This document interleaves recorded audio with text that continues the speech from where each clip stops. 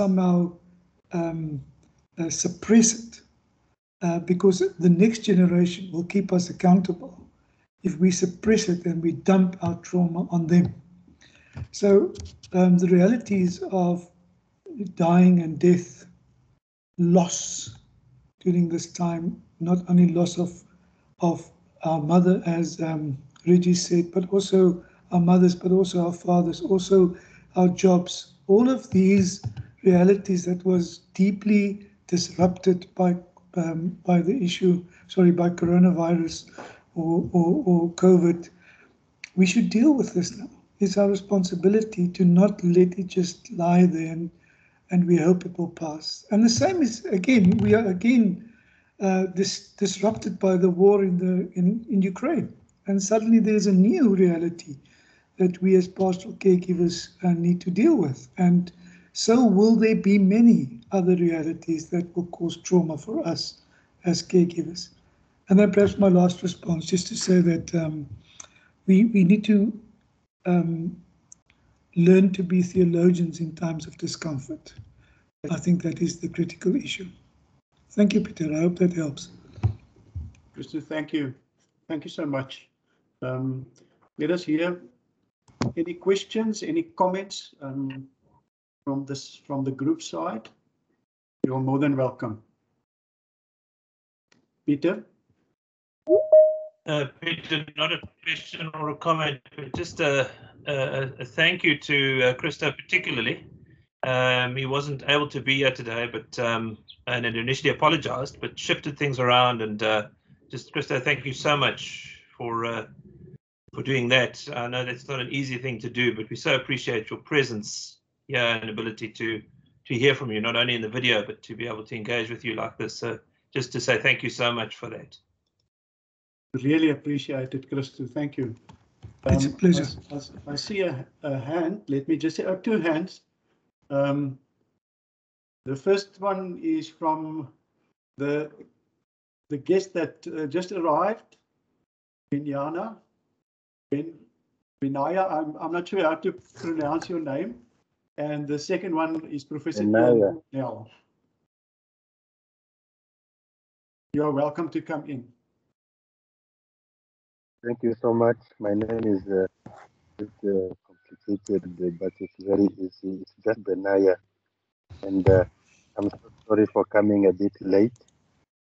Please, can you hear my voice? We can hear you. If you could just speak a little bit louder, I think we will hear you better. But we can hear you. I'm very sorry. I'm very sorry for coming so late for this very important meeting. I couldn't wait to raise my hand after a very beautiful presentation by my professor Esna, and he has been talking about the challenges that were encountered by pastoral care in this time of COVID-19 pandemic. Yeah, I have seen a lot also in my field where I try to help people through pastoral care. It's been very tough for the church. At the beginning of the pandemic, I thought now it is time to take the church home. The church was planted when the church was planted earlier. It started, and then I thought this pandemic has brought an opportunity to take the church back home. But at this stage, the harvest does not seem to be so good because when the lockdowns came, each lockdown I tried to evaluate the impact of the church at home, and I see yes, there are positive outcomes, but I can also see a lot of bad things that happened, especially when people are locked at home in the house and no one is going to earn bread. So I have also heard of families where domestic violence grew because the breadwinner has to be at home, especially if it's a man who must sit at home with his wife and the children, and they are asking, the family is asking for livelihood as usual. It used to be a chaos, a lot of fights, and a lot of cases of domestic violence came up, and then a lot of cases of teenage pregnancies. Um, it was very bad, especially here. I'm speaking from Namibia, and the Ministry of Education, after the first lockdown, uh, uh, they recorded more than 3,000 teenage pregnancies. Most of those girls who got pregnant would not come back to school because of stigma and discrimination, and also because of shame, or because of taking care of the pregnancies while they expect to give birth. So the community which I'm serving, I ended up with a lot of challenges because I thought at the beginning that even alcohol and drugs would reduce a bit, but it seems like people, when they went to be locked down together in the house, it turned up to be like they take even a small, the last cent they have, they had to buy a lot of alcohol to be locked down with, and it added a lot of pressure on the families. And whenever we tried to reach out, even by phone, we had a lot of problems to solve through pastoral care. And my expectations of a family which would sit together and pray together to try to curb the impact of the COVID-19. Family life became more difficult this time of the pandemic. And yeah, this is my contribution after my professor has shed a lot of light on the challenges that COVID-19 brought about. Thank you. Thank you so much, Benaya. Christo, do you want to quickly respond to that?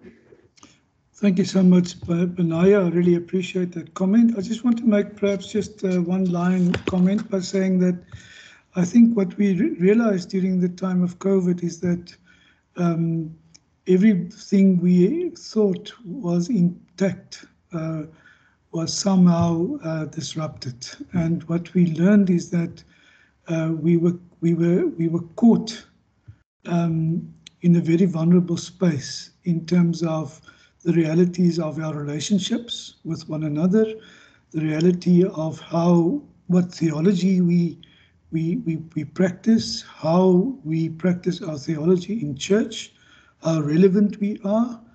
All of these challenges, I think in a sense one can say that the church should listen to these realities, and I think the church should be open to understand that, things, how we practice theology, how we practice church, how we practice ministry, the assumptions we live with in terms of how people function, the realities of poverty, etc. Those things are incredibly important. And I think the church cannot be the same again after COVID. The church cannot minister the same after COVID because of this exposure of how we've been exposed in terms of who we are during this time of COVID. Thank you, Peter. I think that probably will deal with that. Thank you very much. Ian, I also see your hand, Professor Nel. Yes, I just want to make a comment on a lighter note and say I think Professor Tesna is taking this intergenerational pastoral care approach very seriously, because I see his daughter in the background, Anel, who's a fourth-year student, and maybe she can come in and tell us what did she hear from her own father. It's just a lighter comment. It was very nice to see your daughter listening to this conversation as well, Christo, and knowing that she's a brilliant fourth-year student in my practical theology class at this moment. Just a comment. Fantastic. Thank you, Ian. Christo, thank you so much for all the effort that you put into this. And it's really nice to have you here in this space, physically in this space also today. Thank you very much. We are going to move directly to our next video. And I remember just before we had tea, Peter Langeman referred to the church as an organism, as a kind of living system. And so this organic view of the church is beautifully described in the article, the chapter of Dr. Peter White, where he refers to the early church communities. That was the emphasis was on the church as being the dwelling place of the Lord through the Spirit. So that we find the idea of Dr. Peter White. We looked at the Pentecostal churches in Ghana during the time of the pandemic, and he asked questions referring back to the way of being church in the early scattered communities that we find in the early church. Let us watch that video.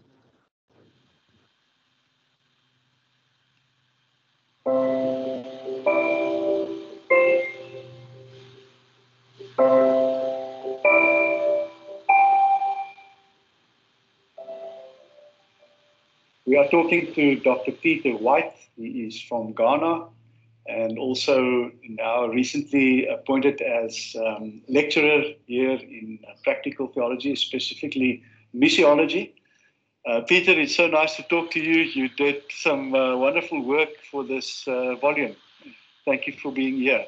Thank you very much, Peter, for the opportunity to be here and to be interviewed and share briefly on what I have done as far as this volume is concerned. So I'm so grateful for the invitation. Peter, you studied Pentecostal churches and theology, specifically in the time of COVID. What was the impact of COVID in Pentecostal churches? What was the reaction as well? Thank you. That's an interesting question. First of all, unlike the mainline churches whereby people are not so much concerned about numbers, Pentecostals always want to meet in numbers, seeing people around them. And according to some of the ministers, when they see the numbers like that, that is when they are gingered to minister. So bringing it down to the period of COVID, you see that some ministers became very challenging because here's the case, you are not used to ministering to an auditorium without people. So now they said you can meet as a church, however, you still have the responsibility as a minister to reach out to your congregation. So that became a problem because the general meeting whereby you see people was not there. And secondly, apart from that, majority of the Pentecostal churches were not also very inclined as far as the use of ICT in congregational life is concerned.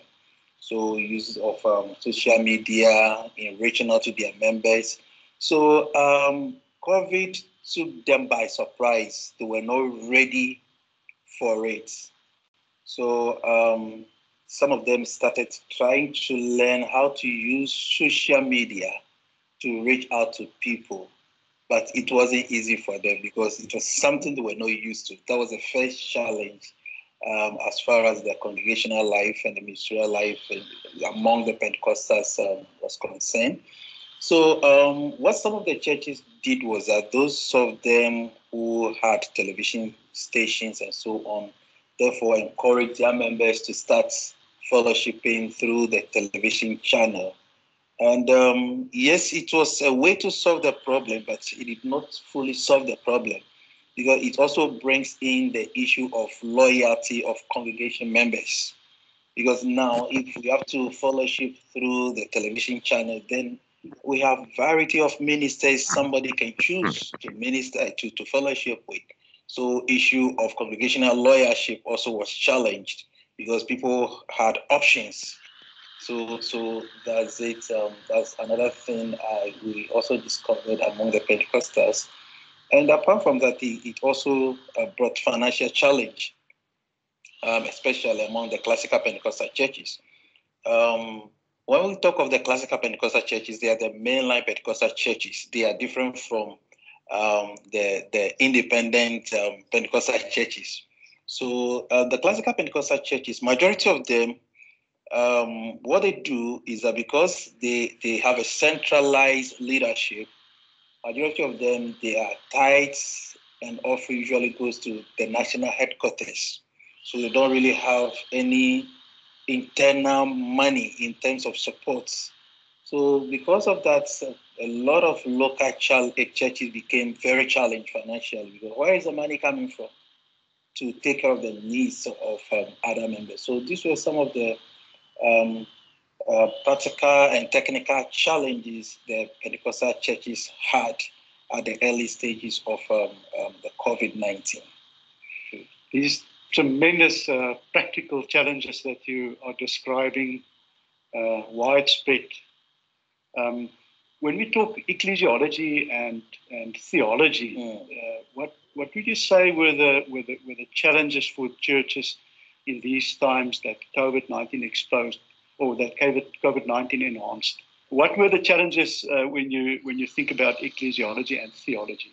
Ecclesiologically, as I've already mentioned, whereby Pentecostals are used to the larger congregations, a challenge that it brought a challenge to that.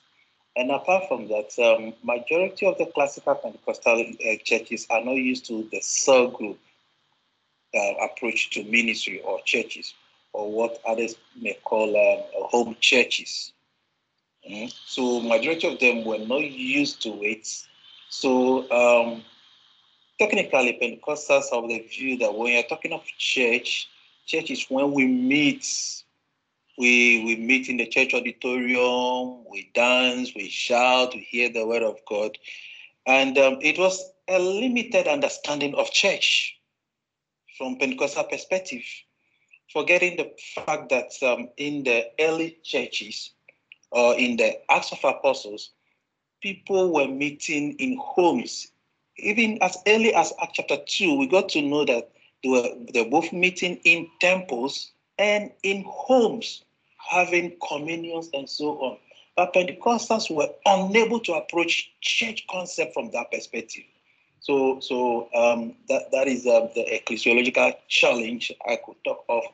And theologically, Pentecostals believe in miracles. Yes, Pentecostals believe in miracles. But Pentecostals' approach, many of them, their approach to miracles is also questionable, because Pentecostals did not come to that understanding that miracle, it happens through the sovereignty of God. God deciding, okay, this is what I'm going to do, not you forcing God to do what he should do for you. So COVID-19 really challenged Pentecostal theology of miracles, because now people began asking, so if you people believe in miracle, what are you doing about this challenge? Why can't you pray for miracles to happen? So it's also challenge Pentecostal theology as far as miracle and healing is concerned. And so in my paper, I argue that there should be a new reflection as far as our theology or Pentecostal theology of miracles is concerned, and not only reflection, but there should be that deep discussions with members, whereby it shouldn't be that when we meet every day, miracles might happen. Even Jesus did not perform miracle every day. Yes. So I argue that miracle is based on the sovereignty of God. Thanks a lot. Peter, thank you so much for this rich discussion and for your insights. I'm sure everybody is going to want to read this book now, and especially your chapter as well. If I can conclude, just shortly, what would you say when thinking of the way forward? What would you suggest in a practical way, thinking of the way forward for Pentecostal churches in Africa? Thanks, Peter. Yeah. For the way forward, one, what I've observed is that Pentecostals, majority of them are not ready to engage with other church tradition, which did not really help to redefine and having a broader perspective of theology. So that should be the first point of our journey as Pentecostals. How do we open up to other church tradition to also learn from them? Personally, I was enriched by my involvement in the reform environment because in my previous institution, I was brought up in that reform environment whereby we engage with other people from other theological background, and it really reshaped my theology as a scholar.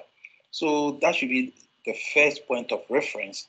And bringing it down to the issue of COVID-19, one, there should be some kind of reshaping in the church policies or policies of Pentecostal churches as far as their finances are concerned.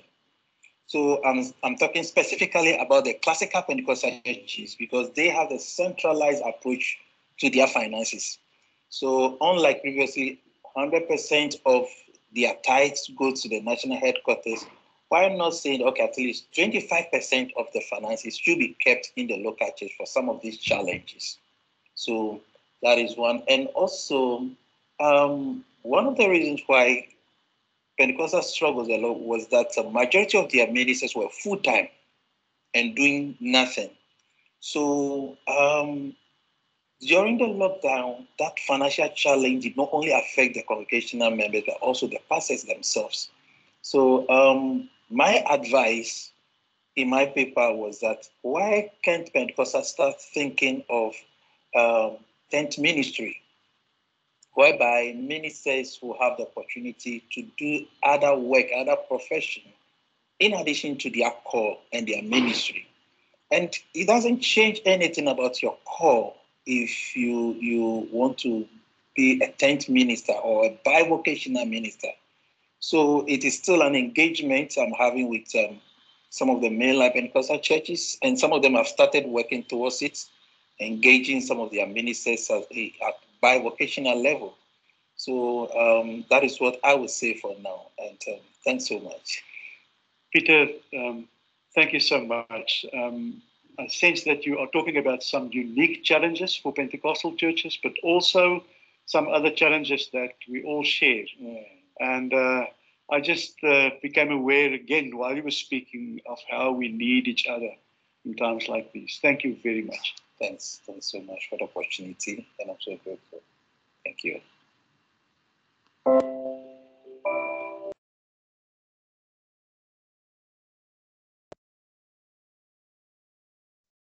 And a big thank you once again, Dr. Peter White.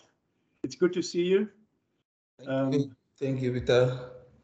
Maybe some time has proceeded since we had that talk. That was in the springtime or early summer, and here we are now. Maybe you want to comment or add something to what you've said to the group, and then we can open up the discussion.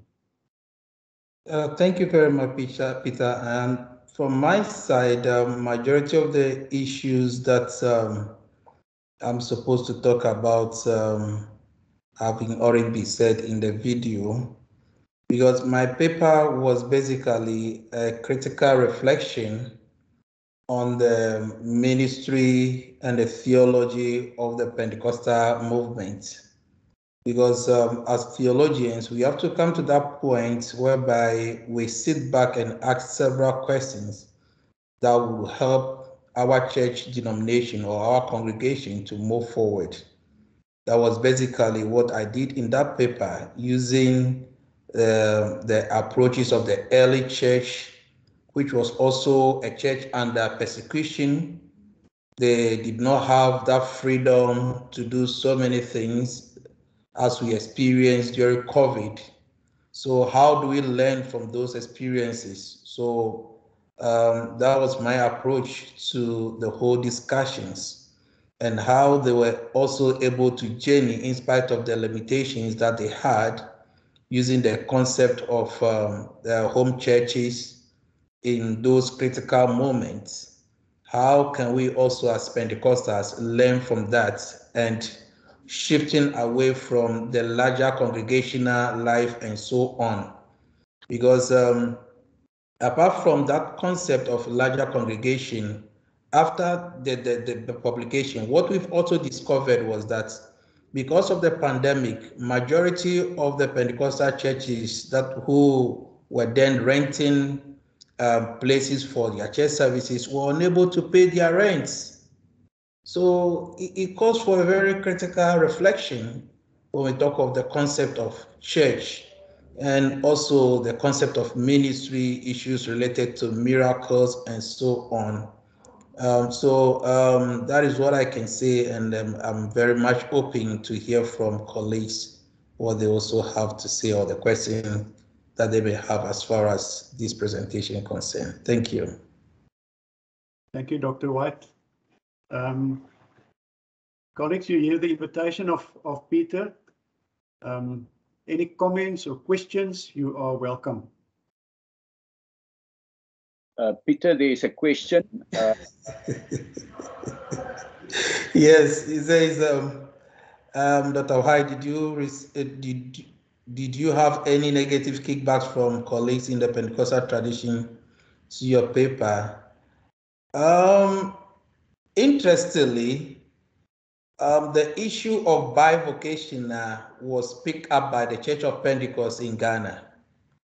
So I did not receive any negative kickback from the church, because after those deliberations and so on, as at now, unlike before, the Church of Pentecost used not to appoint bivocational ministers, but now from 2000, 2001, they've started appointing bivocational ministers, which is a good journey. And in the same way also, bringing it down to the issue of technology, majority of them are now getting to that point that we can keep on doing the old things. We have to open up to learn from other churches. So for negative kickbacks, not yet. So I've also responded in another way in a different paper, whereby I also spoke about their positive response. So I've brought in that balance as well. So that's what I can say. Steve. Thank you very much for that question, Stephen.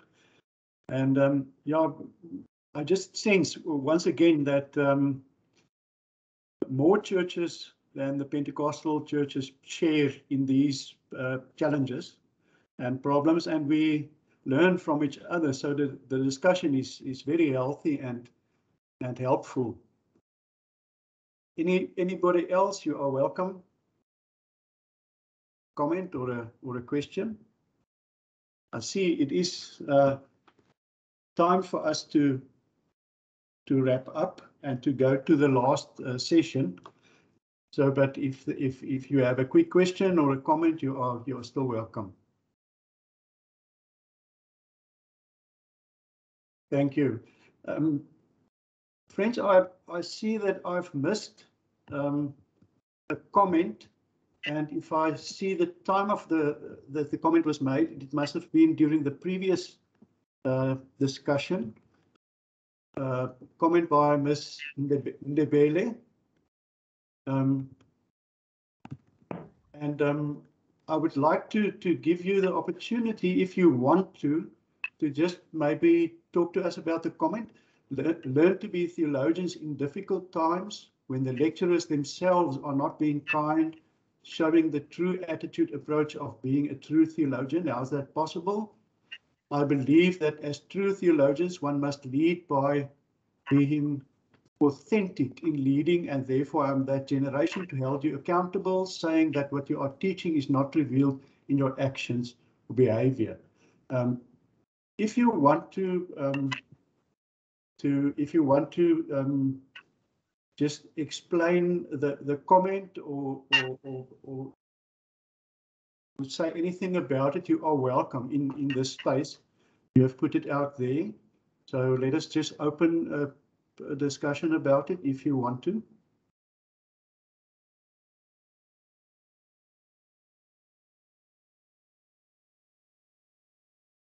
Okay, but you do not have to. It's just an invitation. Okay, maybe somebody else. Should you just move on?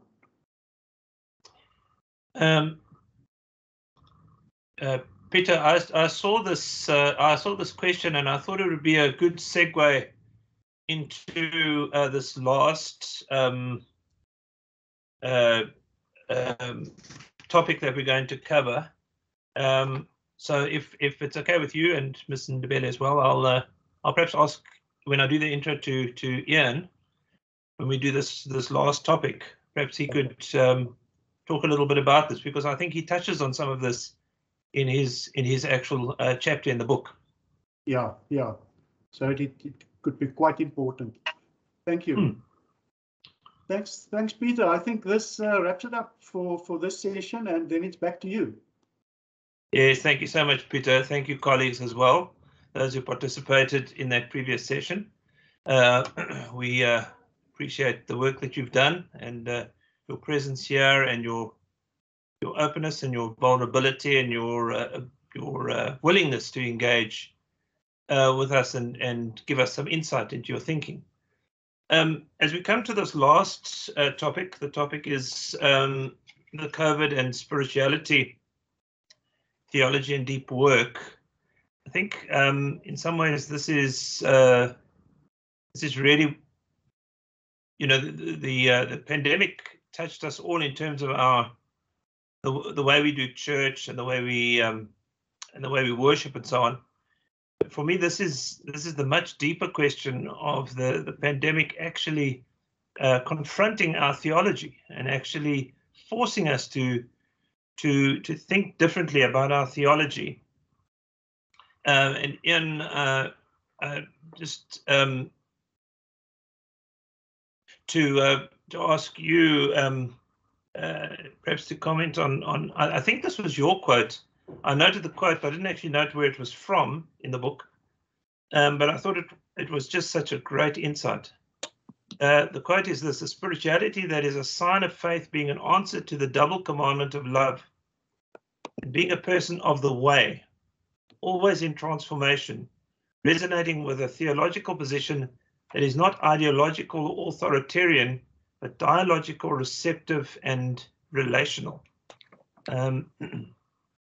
You know, I'm not sure if that was your quote, but I think it may have been. And also to ask you about your something that you say as a gentle warning to, especially to us as Reformed Christians, not to get stuck in our own ecclesiology.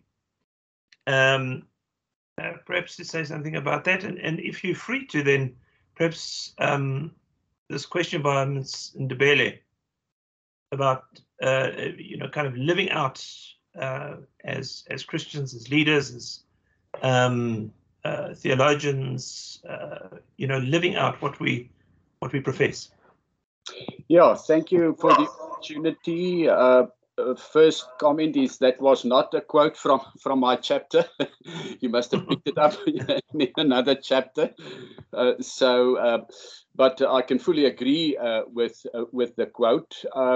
We will get back to the discussion of spirituality, and just before I try to give an answer to the question of Ms.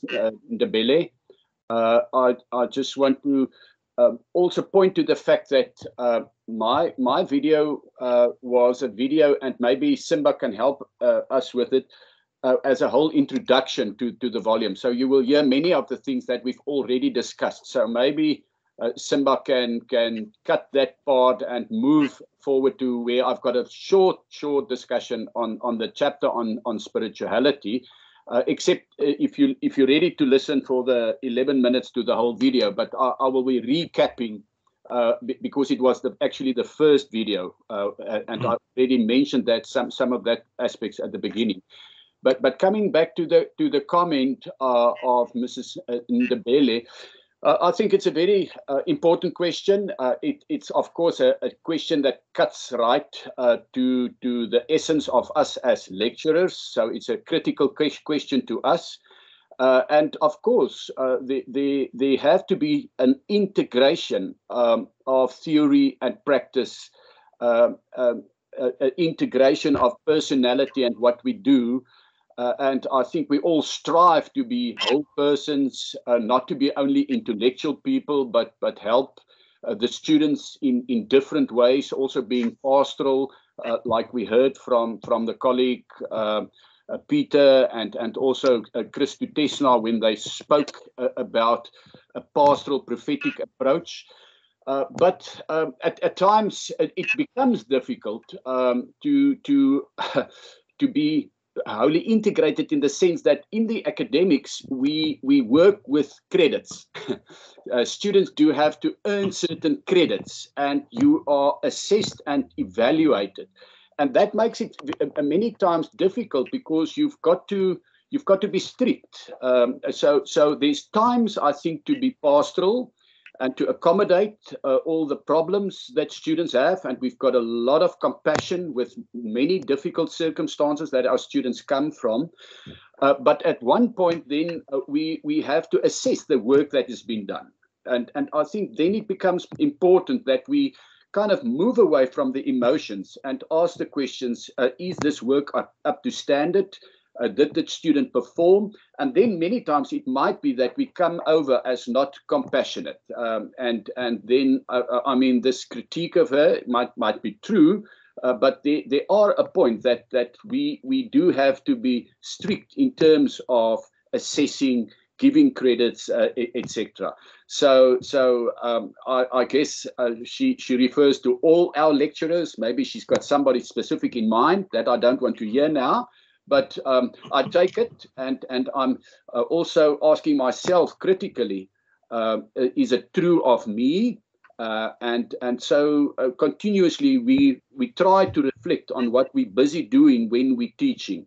It's a specific setting when you go into a classroom. It's not a pastoral session. It's a teaching session. We want students to listen, but also to participate. But there's places to be pastoral. And I think that's important. But when it comes to giving credits and assessing work, we've got certain standards. We are lecturers at a public university. This is a place where we practice science. So we do have to also adhere to the standards set by the university.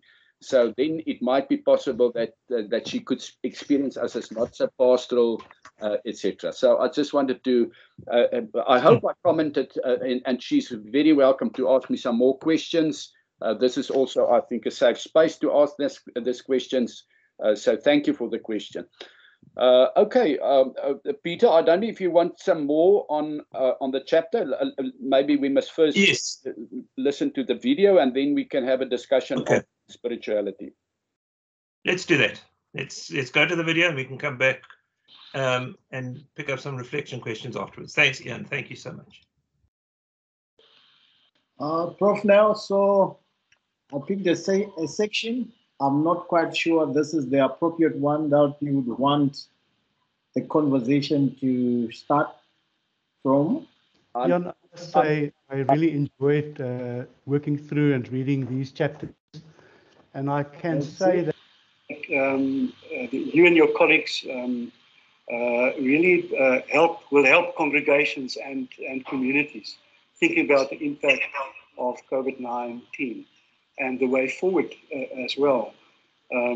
we are looking forward to hear more from the authors of the other chapters as well. You promised to tell us a bit more about your own chapter, spirituality or COVID spirituality. You put your finger on a few very important aspects regarding spirituality and the relation with COVID-19. Could you tell us a bit more about what you did? Yeah, thank you. Once again, I told you I did 20 interviews, and I thought, well, if you want to interview ministers, you've got to start at the heart of what they're busy with every day. Also because the pandemic created the opportunity for people, well, you can say create the opportunity, but it caused them to stay at home. So they had much more time to think and reflect on their own spirituality. So I asked them a number of questions on their spirituality, and then I coded the data, and then you get, if you use Atlas TI, different families. And the families that came to the fore from the data were the following: silence, deepening of spirituality, time of discomfort, vulnerability, and then of course God featured quite a lot, prayer and scripture. And then I described spirituality in general, but I also went over and I described a reformed spirituality. And in that regard, it was very interesting to see in what ways the answers reflected a reformed spirituality. And as you could expect, it reflected their busyness with the word, their busyness with the fact that they became silent, the prayer life. But what's also interesting, if you go back to the definition of reformed spirituality, to what Professor Willie Jonker told us and taught us, is the role of the covenant, and then the other one was the law of God. Now, that was interesting for me, that these two, the covenant and the law of God, didn't feature very much. Now, it could be, I'm just speculating, that that wasn't at the forefront. They thought much deeper about their prayer life and about the word, the interpretation of the word, the influence of the word, the meditation on that, and the covenant and the law of God didn't play a big role. What was very interesting from the findings. Jan, thank you so much. It's very nice to talk to you. Thank you very much for the opportunity, Peter.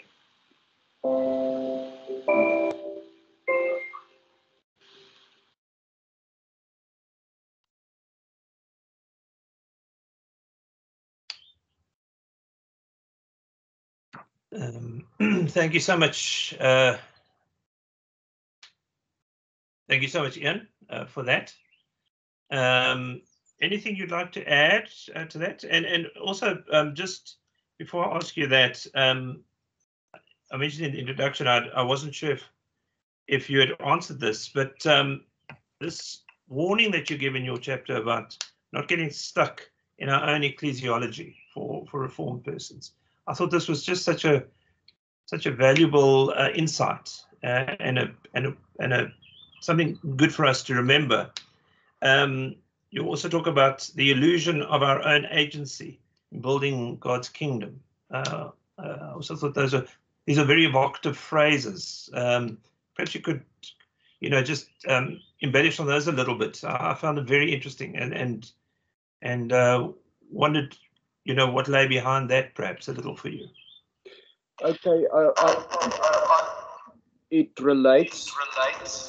I think there's somebody's mic that's on. Let's just see if there's somebody else's mic that's on. No, okay, we're fine now. It also relates to my teaching context. You've heard from Chantal Weber, for example, that in my first year class of between 80 and 100 students, there are students from 25 different denominations. I've been teaching at the Faculty of Theology for the past 15 years. And if I take into account the changes over the 15 years in terms of classes and class composition, to what it was and what it's at the moment.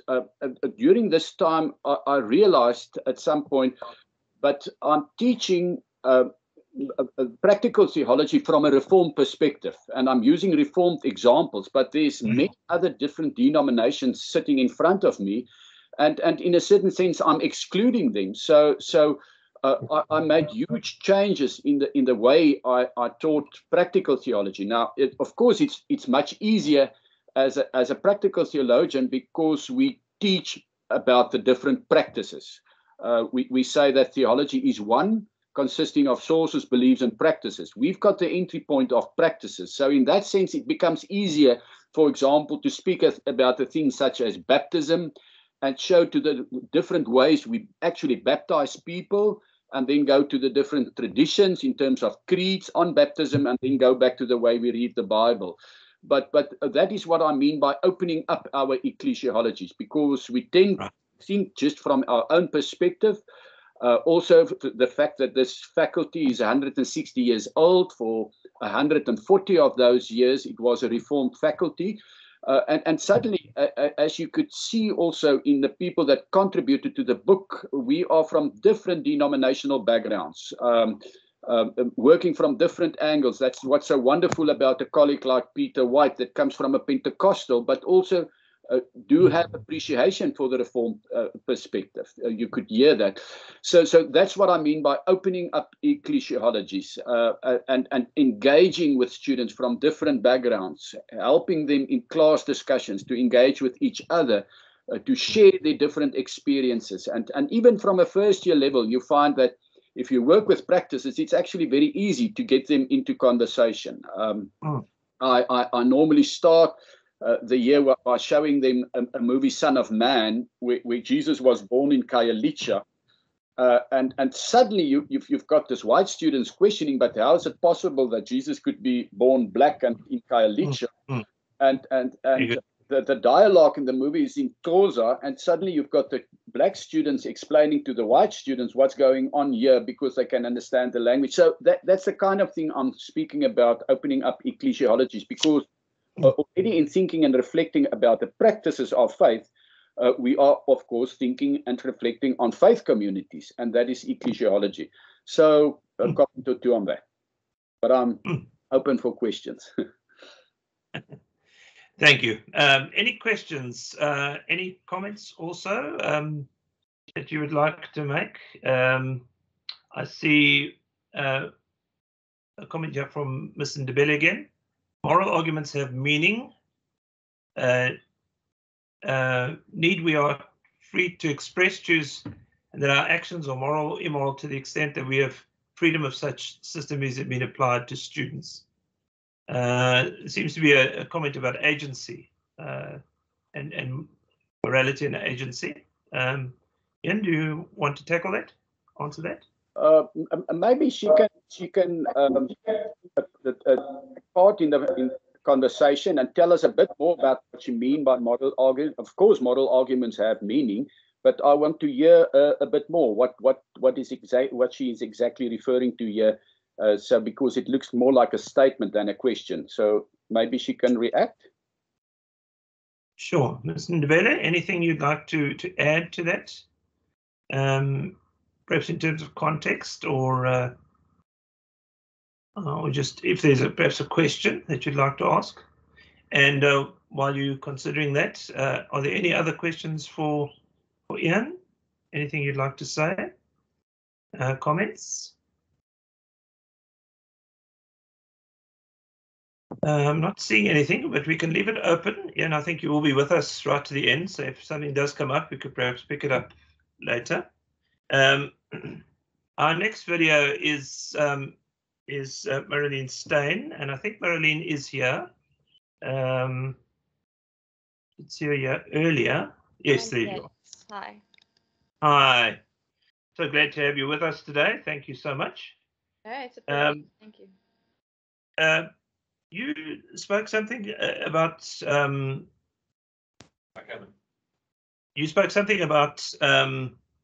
the challenge that COVID made to the way in which people see God and how that influenced preaching. could you say something about that for us, by way of introduction? Yes, I think that, well, this isn't in the article, but it's the way my mind, worked further on it in the meantime. But we talk about the different elements in preaching, and we talk about the context of the congregation and the scripture and this and the preacher, but we forget that that our view of God is so inherent in it. And we look for all the changes in COVID time, forgetting that some things did remain constant. We expect constant change, but people hold on to certain truths, rightly or wrongly. That's a discussion we can have. But yeah, to not make the assumption that things always change, and then our worldview, our view of God, that really anchored people in this time, according to some of the research we did then. Wonderful. Thank you so much.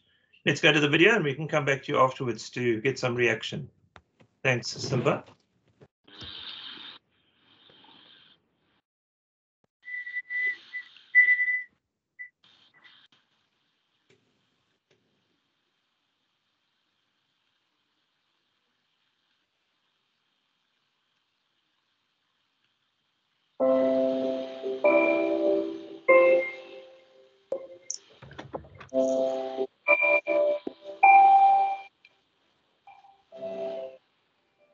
Our next conversation is Marlene Stein, who is a PhD researcher in practical theology and missiology, and also working with Professor Cas Weppener.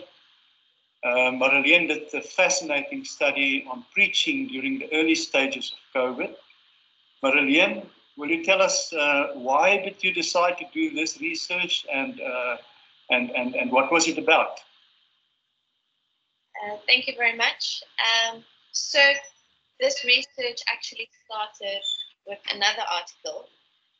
As soon as lockdown started, even the first phases, I was very interested to know what people were preaching. So I contacted Prof. Cas Weppener and Prof. Henning Pietersche, both of them have worked on preaching and grounded theory research, which I will say more about later.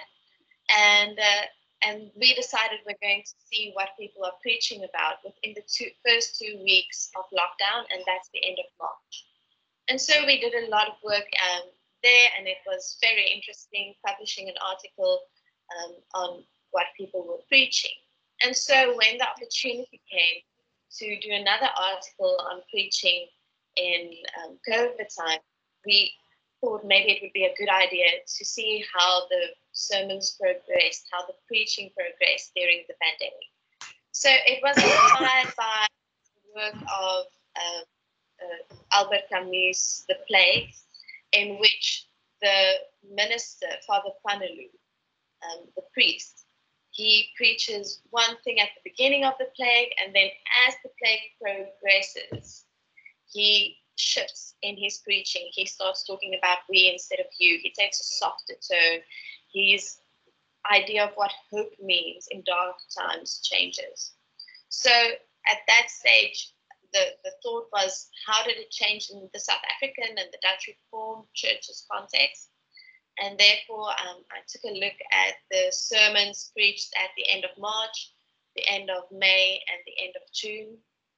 So over the period of 4 months, to see what changed. And the methodology I used was grounded theory, which basically just means that you look at the sermons, and instead of testing the hypothesis, you look at them, take some codes, create themes, create a theory, and then from those theories, we discussed and the things that changed and the things that remained constant.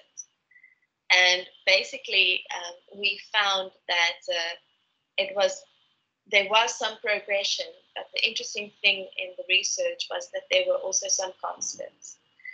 And so while people continued preaching about how tough COVID is, and they expanded on the idea of COVID and the lockdown regulations, and they expanded on the idea of what people should do in these times, they remained constant in their view on who God is and their image of God as a king. And so that's the gist of it.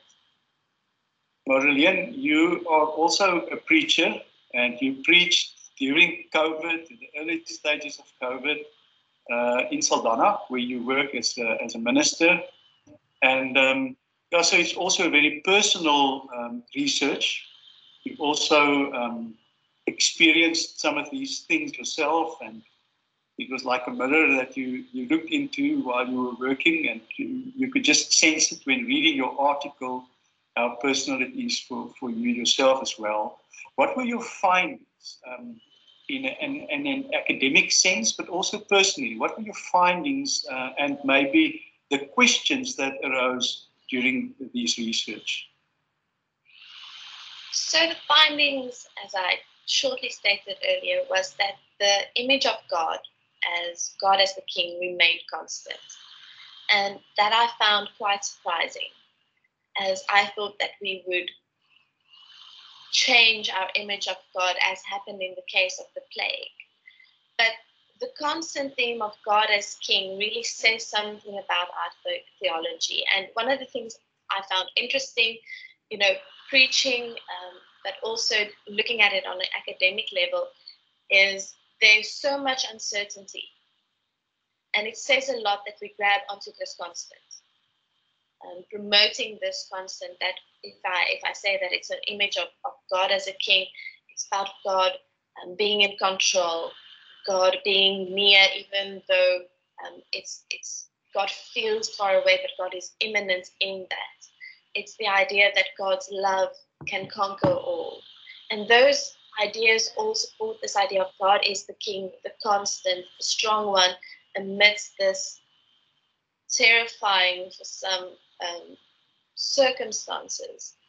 And then the idea that I think the great revelation to me is that we should really use the church calendar. We link this idea of God as the King with Christ the King, the day at the end of the liturgical year. And it's really a tool, a powerful tool to use the church calendar and to link that with what's going on. I'm thinking about the way we're moving into Advent again, into the Christmas theme, and I'm asking myself, what can we say about joy, hope, peace, love in the context that we're living in? Personally, as I think of my own preaching and as I listen to the stories around me, I'm extremely curious to know what happened after the third wave in South Africa. The first wave was a reality, but by the time of the third wave, the trauma was so much more. And so I'm very curious to know what would we find if we move over to studying the sermons preached a year, 18 months later. But the finding overall for me is also to remember that there are other things we should also preach about. In a time when we may look at COVID alone, there are so many other things. It's mentioned in the article, gender-based violence, racism, corruption. And so as to remember that we shouldn't lose focus on talking about Christ the King against those empires as well. Because those empires affect our lives still in a very profound way. Marilyn, this is really fascinating, and one can just sense the need for us to see God as the strong one in this time of disruption. There could also be a negative side towards God as the King, as opposed to the vulnerable one. If I think of Christ and his suffering and what that can say to us in a time like this. So COVID really challenges us theologically as well. Maybe a comment or two from your side on that.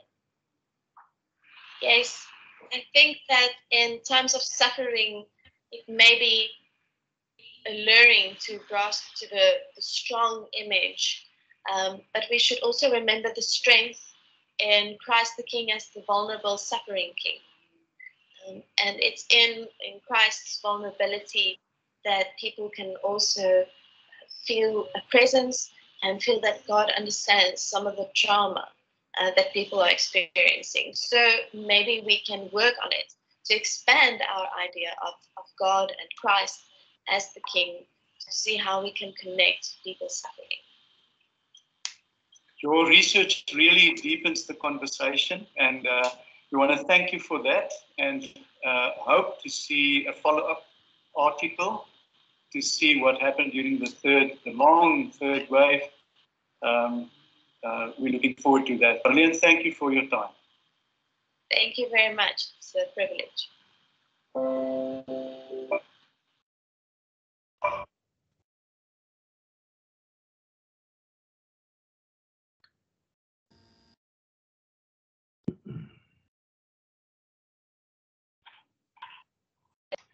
Marilyn, thank you so much for that. And perhaps I have a follow-up question, just to say how, since you recorded that interview, things have changed.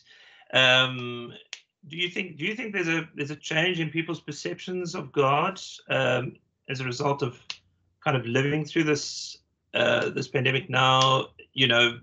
Coming to terms with the long term, and also with what's happening in the Ukraine and so on. Do you think people's perceptions of God, this monarchical understanding of God as authoritarian, are changing? Do you see a change? I mean, perhaps you haven't done any research, but just your own feeling about this as somebody who's engaged in this yourself and interested in it as a topic. Yes. So I think first of all, for myself, it helps me to say I can't speak about all people. So it's difficult to say, oh, this is the basic trend. If I can talk on a personal level, when there was illness in the family, our view of God didn't change. It just magnified what our image of God is. And I wonder whether it isn't the same now, that our image of God is just magnified through events. And I think, yes, there are people, I did some interviews with ministers in the past 2 years, and I do see something of people expanding on their theology, maybe asking some questions. There are some rare voices saying that their theology was greatly challenged, but what I heard in that specific context was that it was confirmed or expanded, but the basic line still stayed the same. So I'm wondering, I'm a bit skeptical to say that it changed. I think we're just very or much more aware of what our image of God is now that we're confronted with these issues. And just a final thought before we move on to the next one. You started with this this story about Camus. Do you have any thoughts about that? Based on your research and what came out of that? Would you write the story differently? In other words, if you were writing a story, would you put it differently? No, I would not. Only because if Camus wrote it that way, it was probably because that was his reality. And I would be very careful to alter a reality written in another time, based on what we think now. Sure. Thank you so much. Great hearing from you, and thank you so much for your work. Really appreciate that. Our final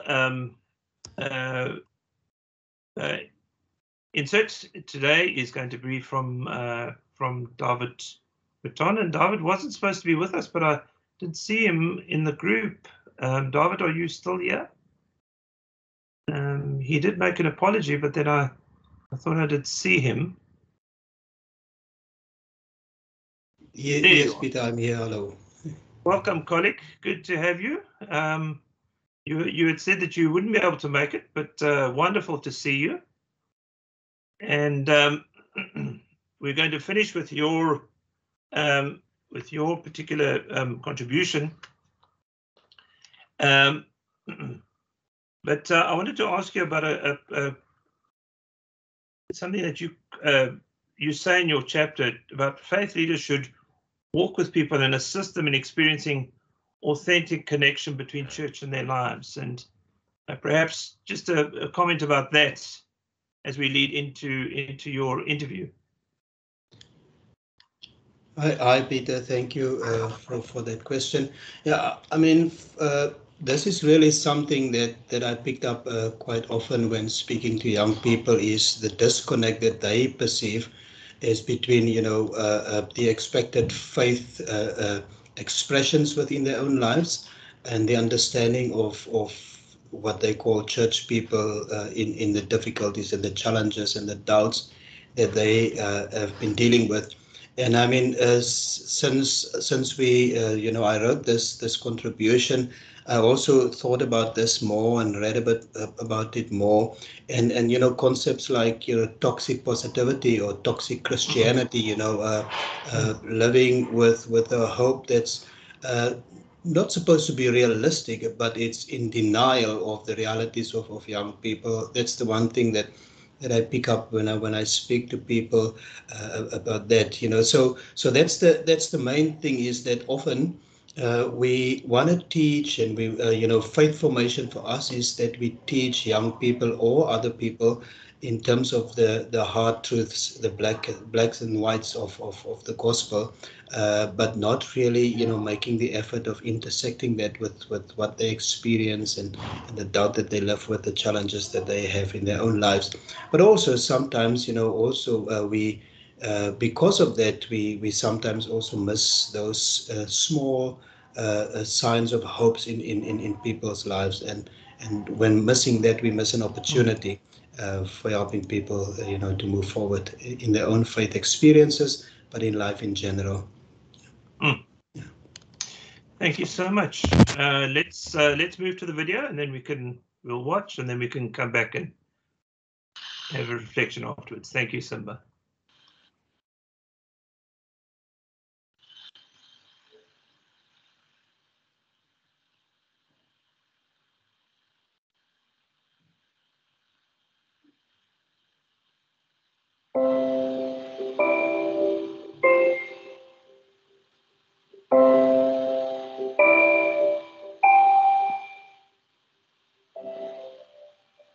Reverend David Newton is lecturer in practical theology and wrote a thought-provoking article with the title New Wineskins, Rethinking Faith Formation in the Light of the COVID-19 Experience. David, it's nice to welcome you and to have a discussion with you on the chapter. Thank you, Peter. David, why this title, New Wineskins, and what motivated you to write about faith formation in a time of COVID? Yeah, I mean, Peter, it started off with the onset of the COVID-19 pandemic. We had to swiftly move from our fixed church building, fixed space of worship to digital spaces, which wasn't always possible for me in the congregation where I was, because not everybody had access to adequate digital devices for that. So, I placed a lot of emphasis on shifting the worship experience to the families, to the home. And that was, I was surprised that there was some resistance to that from some people. On the one hand, somebody said to me, but, this is not worship, it's because it's not in the house of the Lord. It cannot be church. Church is at the house of the Lord. And so that made me think about. And then when as I try to maintain contact with the families and the young people, and then I would ask, how do you feel about the family worship? Is the guidance that I'm giving, is it adequate, and so on? And then regularly people would say, Dominee, dis baie ongemaklik. It's very uncomfortable. But why? I don't know. And then as I continue to talk to them, I began to realize that not often do fathers, for instance, sit down with their families and have worship or reflection on the word and quiet time and pray together. Not often do young people experience that, because sometimes when church council members visit a family, the young people stay in their rooms and the parents allow it. So they're not comfortable in that space. They're not used to being in that space together. That's the one thing. But the other thing also, that I thought about as I spoke to them and also reflected on past experiences and discussions with young people in the faith formation classes, I realized that for young people, there often is a disconnect between adults' worship life in church and the life outside of the church, life in the world. So there's an issue of integrity, that they grapple with. So who are you to tell me? And I actually asked some of them about those, and some of them confirmed, yeah, my father says this, but they're doing this. So I don't really know, should I sit? So that was something that really bothered me. Fortunately, at the time, I don't know if we should say fortunately, but as we know, we grappled with the uncertainty of COVID and we didn't know what to do. One had a bit of time to think and reflect and through, phone calls and follow up with young people. So it came to my understanding, or I came to realize that really worship is just something that for many people is a ritualistic experience, has to happen in a specific place and space, which they call the house of the Lord. It dawned on me that perhaps, there is something with regards to the role of family in faith formation and spiritual growth that has been underestimated for too long. And as I, thought about this and engaged with some of the congregants at that time, I asked myself, did COVID just expose the cracks? Has it been there all along? The fact that different generations cannot relate to each other in terms of the spiritual experience, in terms of even the secular experience in the world, has that just been exposed now? And I was thinking, there was one young boy in one of my faith formation classes who was very, was very adamant. He said, you just want to teach us what the book says. So what does that mean? And that takes us back to teaching a set curriculum of certainties.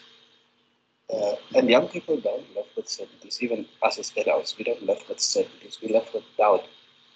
And perhaps, because we do not put that on the table, we do not include that as a, so to speak, curriculum for our faith formation and spiritual growth processes, we can't deal with it.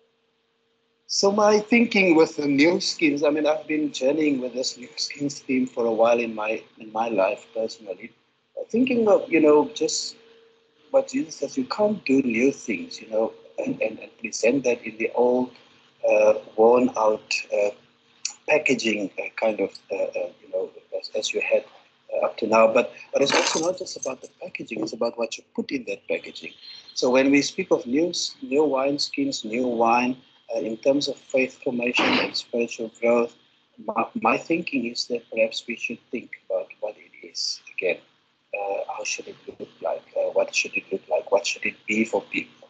And not just on an academic level, on a advanced theological discourse level, but what is it for ordinary people in our congregations? Yeah. So that brought me to the title, and this is why I also thought of writing about this, because I think it's one thing that COVID underlined. It exposed these cracks in our faith formation and how we deal with spiritual growth in our congregations and our families. Oh, it is as if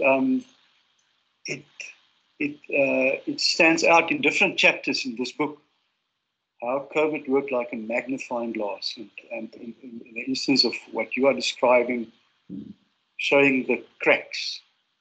And there's this huge crack between church experience and life experience. Yeah.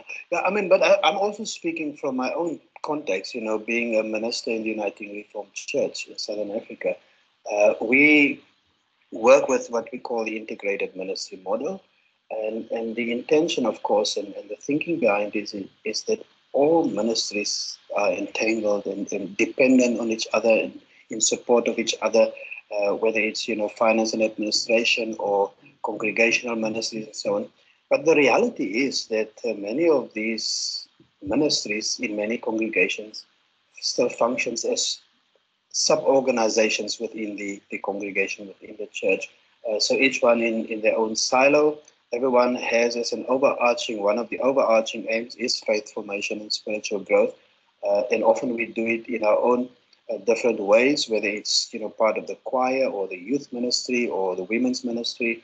And often it's just too uncomfortable to deal with a truly integrated intergenerational approach to faith formation. So in my experience, in my own denomination, there are really some congregations who have thought about this and made a lot of effort in terms of really have an integrated approach with regards to faith formation, but many congregations are struggling.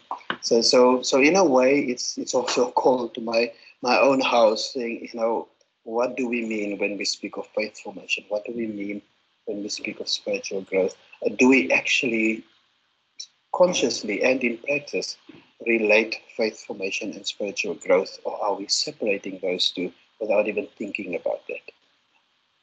David, it is as if you have a proposal in this chapter. What do you see for us next? What should we do? What should happen now? Yeah, Peter, I think we need to get to some common ground in terms of what we understand when we speak of faith formation and spiritual growth. So in a sense, I think there is a need for renewed theological reflection on this, but perhaps maybe first a revisiting of our theological basis and grounds for faith formation and spiritual growth, because we definitely need some form of transformational paradigm. We need some form of approach to faith formation and spiritual growth that does not merely end in the awarding of a membership certificate, because in that sense, it only acts as an exit certificate. And it's only a symbolic moment for parents to say, now I've done my bit. And then it means nothing. And it's simply traditional, it's ritualistic, but it has no real meaning in terms of spiritual growth and faith formation. So I think we need to reflect on that, but it's not a reflection that needs to happen only amongst clergy, only amongst academics. It's a reflection that needs to involve various generations within our faith communities, so that we can now and at least have some form of understanding what we all mean when we speak of faith formation from a theological perspective. It's also something that we need to reflect on is our persistence to stick with fixed and set curricula, our persistence to stick with curricula that teaches certainty. Our avoidance of a curricula and an engagement that deals with doubt in an authentic and honest way, that enables or create the space for us to enable each other to deal with the discomfort of not knowing, because ultimately, theologically, that is testimony to the mystery of God, not knowing, actually. And it's like we're uncomfortable with it. So I think we, in our theological reflection, we need to consider those things. But it's also on a practical level in terms of, how do we put together a curriculum? How do we teach that for faith formation? And then, of course, in our understanding, and we all say that, I think most of us in church say that, it is an intergenerational process. That's how we design our ministries, and that's how we preach, and that's how we do many things.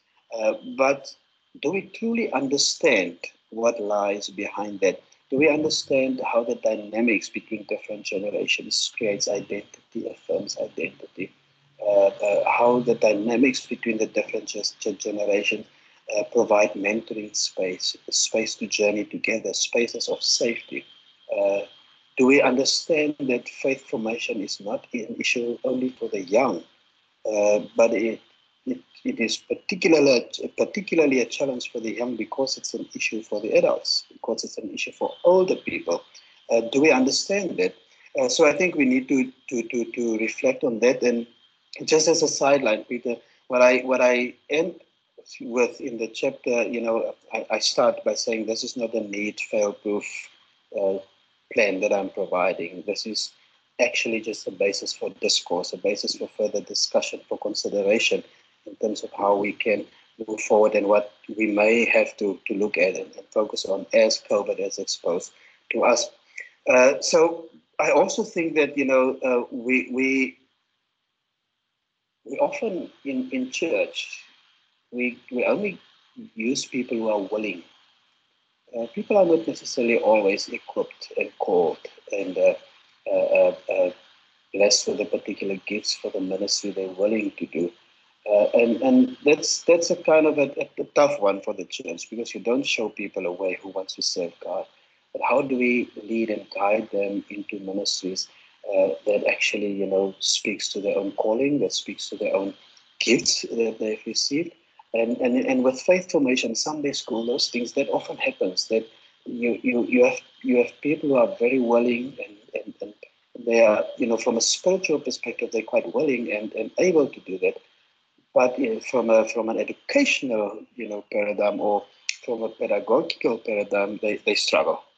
So how do we teach? How do we deliver, and facilitate the moments of learning also within our congregations? So instead of just, sticking, and maybe this is why people stick with a fixed curriculum, because then at least it provides some guidance for those who do not necessarily have the background to reflect on this. And I'm not saying that it should only be teachers. There are many people who haven't studied education, but who have an aptitude, who have a gift for teaching. And those are the people that we need to perhaps enable and help to build their own resources in that. So one of the things that happened with in some of our congregations as I engaged with our colleagues was that, they wanted to shift their faith formation now to WhatsApp and to cell phones. And some of the young people didn't have cell phones, or they didn't have data. I experienced that myself. But in other congregations, they found, they got around the regulations for COVID and the restrictions by using the small group ministry. And I mean, that's an established model. So that's something that I find we're not using optimally. And perhaps because we don't know what to do, with these young people when we do have.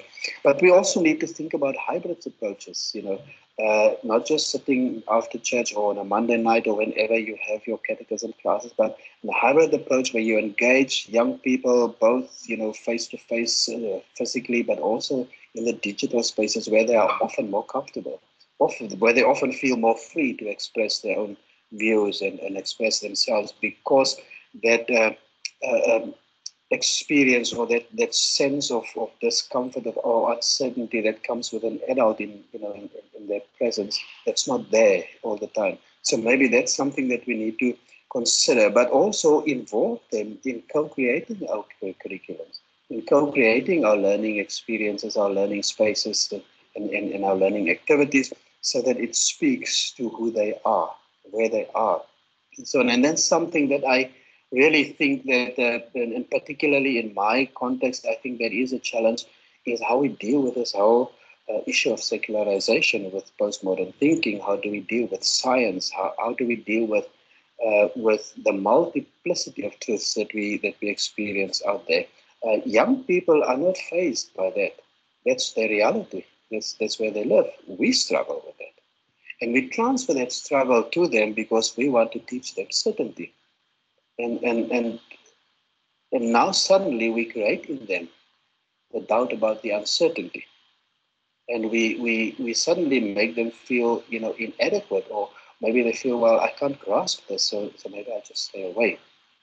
So I think that's where they, can play a role, and where we need to involve our young people, where we need to involve the different generations in our design and in what we teach and what we understand in terms of faith formation. But I also think, and again, I speak from my context, the importance, the value of family worship, the value of family spiritual processes is totally ignored in most cases. We speak of families. We have family days sometimes on a Sunday. We have family worship, but is it a sustained, focus in the way that we minister, in the way that we engage with our congregations, in the way that we lead our leadership. It's a challenge. It's a challenge, and in so many congregations, this is now a little bit beside the point. But in so many congregations where you rely only on lay people, on elders, on deacons to keep the church functioning because there are no ministers, it becomes even more of a challenge. So how do we reflect in such a way that we can also offer a workable approach, a workable understanding to these congregations and their leadership? Because it's one thing to speak to a congregation with a full-time minister. It's a totally different thing to speak to a congregation who sees their caretaker minister only once every third month. That's a totally different scenario. So with this also, of course, and with the focus on family worship, I think the issue of authenticity, the issue of integrity, we honestly need to take that serious. We need to take serious social justice issues because the young people do. We need to take serious structural violence because young people experience that, they do that. We do not address that in our faith formation curricula. So they're not interested because we're not interested. We're not losing our young people. I think we're sending them away. We're avoiding a deep enough connection for them to want to stay. And that might be our challenge, and that might be the core of what we have to rethink. How do we change that so that young people do not feel obligated to leave? So we're not losing them, we're letting them go. That is for me, that was really sad when I realized it, and also my own complicity to that. How I became, an enabler of that because of the way that we stick to set arguments, set frameworks, set understandings, set traditions, and not willing to change because we are uncomfortable with the uncertainty that comes with that, and not seeing that is actually the mystery of God that becomes embodied in that uncertainty. So yeah, for just to end off, my plea would be, and I'm not talking about endless conversations and workshop and stuff, but my plea would be that this could open up a discourse, constructive discourse, where we can also in an organized fashion start to think together with all the different role players in church and the different generations about more or less common understanding of faith formation, and perhaps then from there explore. So what would be the expressions in terms of the guidance and the mentoring and the leadership that we need for this understanding to be embodied in our congregations? David, we can hear your passion about this, and that it's a real personal concern for you as well, and your experience in this. You inspire us for working towards facilitating authentic faith. The gospel, if I hear you correctly, is about life, and we must help people to make that connection in a real existential way. Thank you very much for your chapter. We're looking forward to the discussion. Thank you very much. Thank you for having me.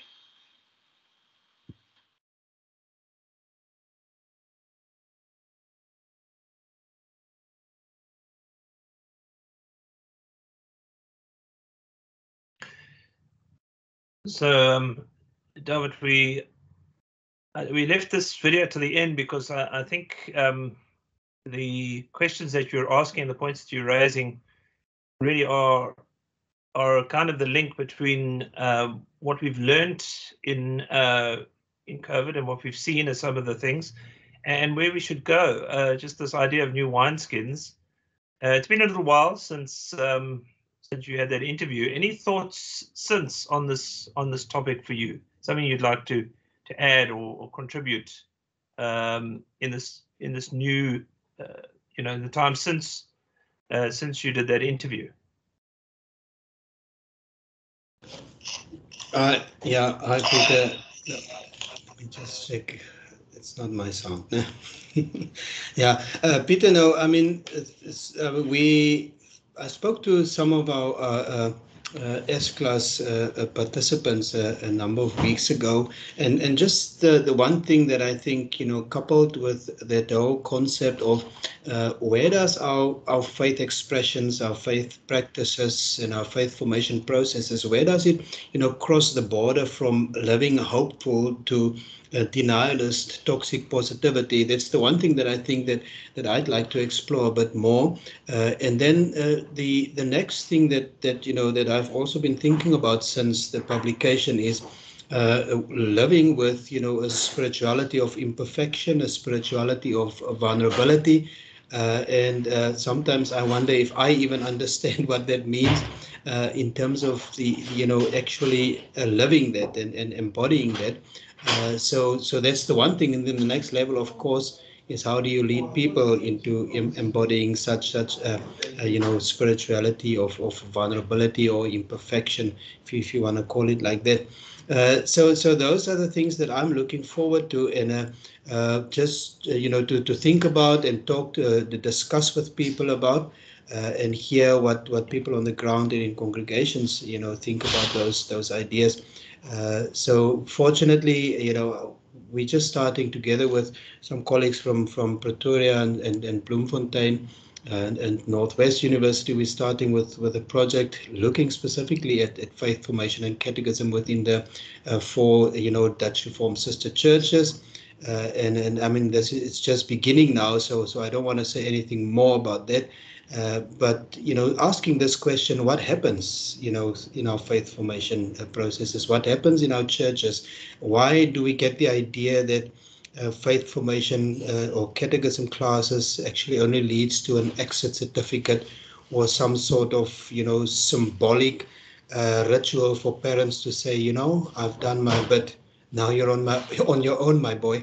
That kind of thing. So thinking about that, not from our perspective, but thinking together with those in the congregations, ordinary members of our congregations.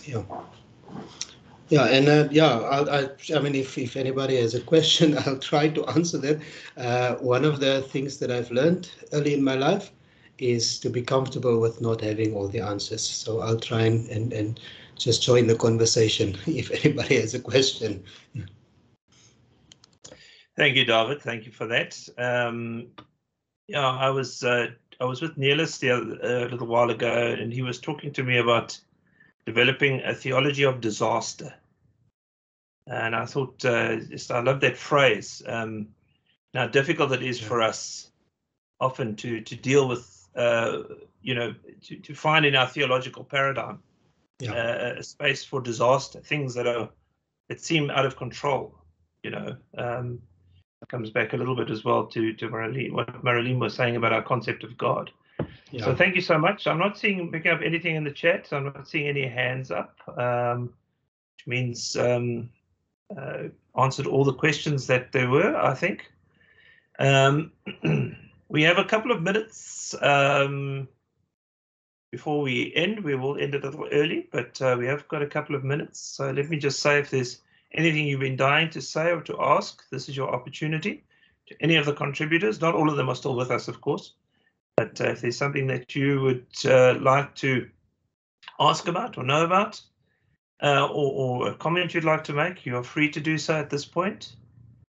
Please feel free to use the chat or put up your hand. Maybe I can come in for a question for David. Sure, Ian, go ahead. In the Dutch Reformed Church, David, we had the situation during the past 20 to 30 years that we realized just to teach the catechism, especially the Heidelberg Catechism with the questions and answers, is not really creating faith formation amongst the young. So we moved over to different forms of experience. The youngsters must experience something about God's presence through play and many other things. So the pendulum swung from a cognitive approach to an experiential approach of catechism. So much so that during the Spirituality Week that took place a week or two ago, the Master of Divinity class when Liesel Hubert asked them what is the first question of the catechism, they didn't know what the catechism is. They couldn't. They didn't know what the answer is, and they didn't know that they didn't know the question or the answer. So I'm not sure if that's your experience as well in the URCSA, but that is kind of troubling. I mean, if you move so far away, and that's not incidental. That we experience year after year with the first year students as well coming into our classes. That there's very little knowledge about the Bible, about tradition, etc. Maybe some comments from that experience. Yeah, Ian. I think we experienced something similar to that. I mean, and trying to talk about the dorsalereals and to help them, make the connection to, understanding pre-selection and grace without excluding, and it just becomes a very complicated conversation with them. So yeah, and then I find that they often just shut out. So for what you are doing in terms of that experiential learning and the experience of what we teach in real life, helping them to make that connection with real life seems to be one way of teaching them. The other thing that we also find, or that I found, is that when you speak about something in a faith formation class, if you do not explicitly, lead during, for instance, worship services, lead the youngsters to make the connection in terms of what's happening in your worship service and what's happening out there, and what's happening in the catechism classes, or what they taught in the catechism classes, it just passes passes them by. So yeah, we need to take them out not take them out, but journey with them in reality and help them to experience these truths in terms of a lived experience, not just in terms of a cognitive fact that they have to teach. I mean, so sorry, I don't want to talk much longer, but in the end, in our denomination, often it's about passing a test and passing the interviews with the church council, nothing else. And that's really, really sad and scary, but somehow we need to find a way to turn that tide.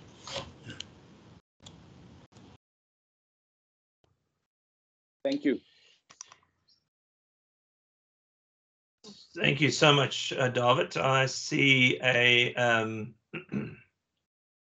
comment here from Heinrich Carstens. David, we are looking forward to your research and thoughts on faith formation in a new era. We are currently struggling to engage on a significant level with our teens and leading them into faith-based living. So this is clearly an issue for many of us involved in congregations, and a challenge for all of us, I think. So thank you for your work. Not sure if you want to comment on that at all, but just to say I think this is something that affects us all as we try and grapple with faith formation in all its facets. And then just to say that also Simba's had to leave, so in his absence, just to say thank you to him for all his work in setting this up today and being with us today. We're so appreciative of him. I call Simba the magician, because he just manages things so well, and they happen so well. So we're really thankful. I think if there's no other contributions, just to say thank you to you, Ian, and your colleagues in the department for this this interesting work, and for your presence with us today. To Peter van der Walt, thank you so much. To Divine and to Bridget, thank you. To you for all the work that you did. Our participants, both academic and practitioners. Ecclesia tries to be a place where the academy and the work on the ground connects with one another. So I think this has been a good opportunity for us to do that. Ian, anything you want to say in closing?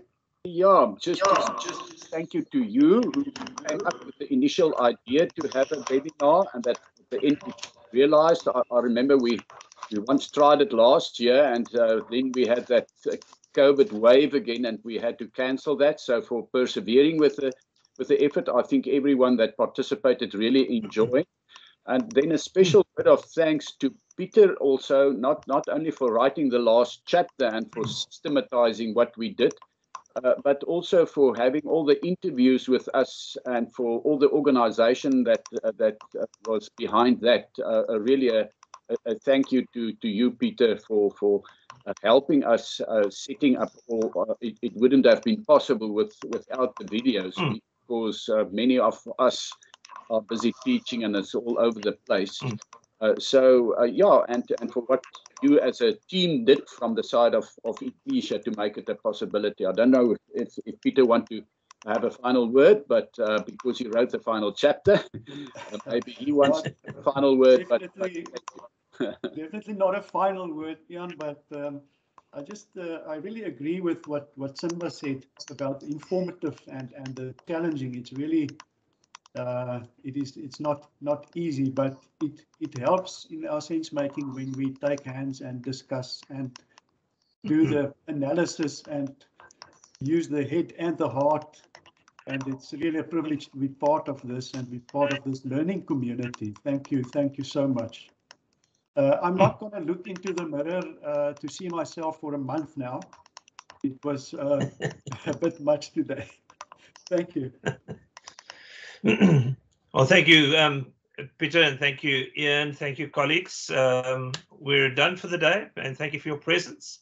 Thank you for taking the time to be here, and trust the rest of the day and the week goes well for you. And as we enter the season of Lent, tomorrow is Ash Wednesday, as we enter the season of Lent, we walk with Jesus to the cross. Let's be freshly conscious of what that journey means for us. Thank you so much, everybody. Take care. Cheers. Well, thank you. Thank you.